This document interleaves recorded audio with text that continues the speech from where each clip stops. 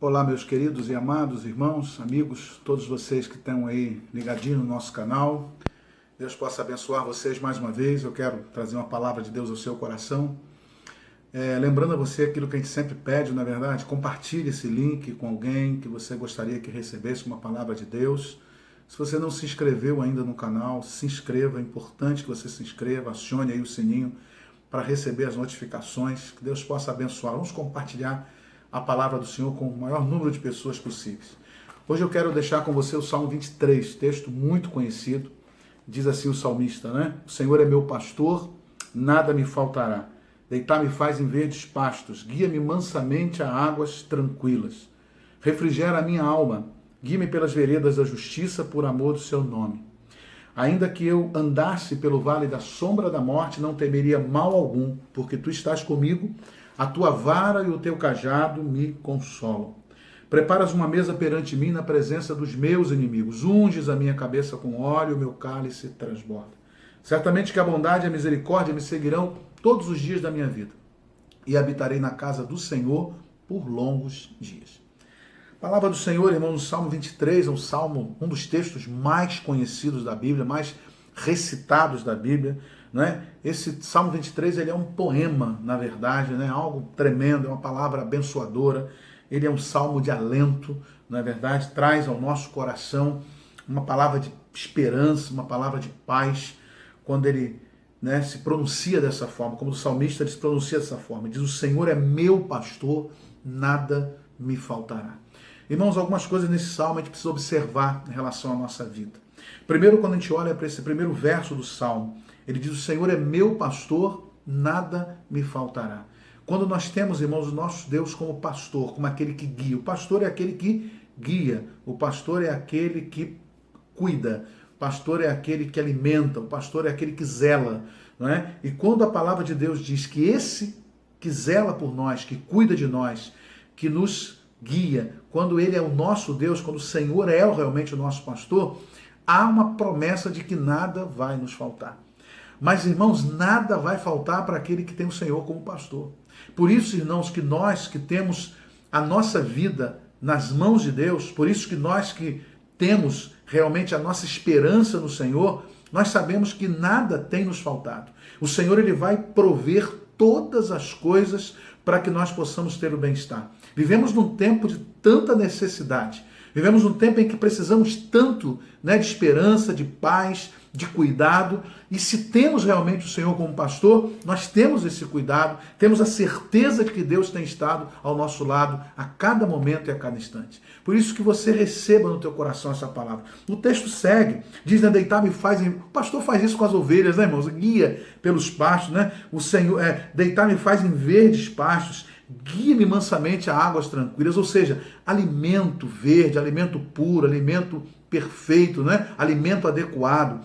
Águas, irmãos, que são tranquilas, onde não há risco de afogamento, não há risco de correntezas fortes, água que é pura, água que é saudável. O Senhor tem coisas boas para nós, o Senhor tem um alimento certo para nós. Na verdade, Ele é aquele que nos guia por pastos verdejantes, o Senhor é aquele que é alimento perfeito, águas tranquilas, não é verdade? Então o Senhor nos dá segurança. E quanto ao alimento e quanto à água, o próprio Senhor Jesus declarou ser, né, o pão da vida, a água da vida. Que bom ter o Senhor como pastor, que Ele seja o seu pastor verdadeiramente. Ainda que eu andasse pelo vale da sombra da morte, não temeria mal algum, porque tu estás comigo. Ah, irmãos, ainda que eu andasse pelo vale da sombra da morte, como temos andado, irmãos, em alguns vales tão difíceis para nós. Mas o texto diz isso, na verdade, ele vai dizer exatamente isso. Ainda que eu andasse pelo vale da sombra, não temeria mal algum. Por que não temeria mal algum? A tua vara e o teu cajado me consolam. A vara, irmãos, ele é o termo hebraico para isso, significa mais ou menos um bordão, não é verdade? A vara é algo que o pastor usava para proteger o rebanho.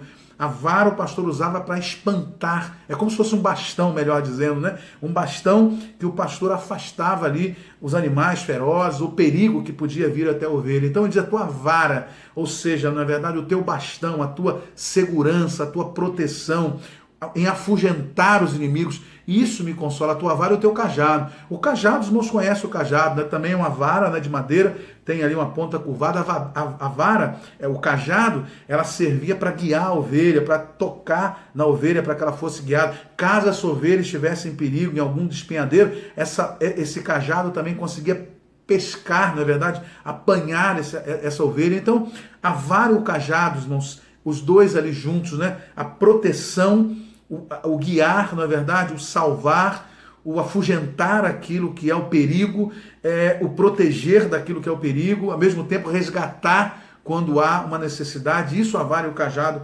fazem. Por isso ele diz que a tua vara e o teu cajado me consolam, mesmo que ele andasse pelo vale da sombra da morte, né? A vara ia proteger, né, do perigo, o cajado ia resgatar se fosse preciso. Ele vai dizer: prepara uma mesa perante mim na presença dos meus inimigos, unges a minha cabeça com óleo, meu cálice transborda. Unges a minha cabeça com óleo. É interessante, irmãos, quando a gente pensa no pastor de ovelhas, né? O pastor de ovelhas, no sentido original, essa palavra, quando o salmista diz unge a minha cabeça com óleo, havia uma prática, na verdade, dos pastores de untar a cabeça da ovelha com óleo, né, com azeite. Passava esse azeite nos ouvidos, passava esse azeite nas narinas, né, dos olhos da ovelha, enfim, de alguma forma passava esse azeite nessas regiões, na verdade, de mucosa, nessas regiões que eram úmidas e quentes, para proteger a ovelha. Por quê? Porque naquela época costumava acontecer muitas vezes algumas moscas, essas moscas que colocam ovos de larvas, essas moscas às vezes elas se alojavam ali, colocavam ovos às vezes nas narinas da ovelha, no ouvido da ovelha, e esse local era apropriado para que essas larvas elas se reproduzissem, na verdade, esses ovos eclodissem. Essas larvas elas entravam, elas não saíam, às vezes elas iam, e muitas dessas larvas elas atingiam às vezes o cérebro da ovelha, e quando elas chegavam em um determinado momento, ou mesmo não chegasse até o cérebro para matar a ovelha, ela ali, quando começava a criar aquele incômodo, as ovelhas davam cabeçadas, as ovelhas batiam com a cabeça nas pedras ou nas árvores para tentar se livrar daquele incômodo. Por isso o pastor de ovelha besuntava, né, untava assim a cabeça da ovelha, essas regiões com óleo, para que essa mosca não pousasse, não desse um dano. Olha que coisa interessante, irmãos. Ele vai dizer o seguinte: unges a minha cabeça com óleo. Da mesma forma, irmãos, o Senhor nos protege desse mal, o Senhor nos unge com o seu Espírito Santo, nos protegendo para que a nossa mente seja sã, para que nós não estejamos suscetíveis, irmãos, a esses ataques externos do inimigo que tenta tirar a nossa fé, tenta tirar a nossa paz, tenta tirar a nossa esperança. Por isso que nós precisamos crer que estamos sendo sim ungidos, na verdade, pelo Senhor, para sermos guardados de tudo aquilo que às vezes nos cerca. E certamente que a bondade e a misericórdia me seguirão todos os dias da minha vida e habitarei na casa do Senhor por longos dias. Irmãos, a misericórdia do Senhor é essa mesmo que se renova a cada manhã.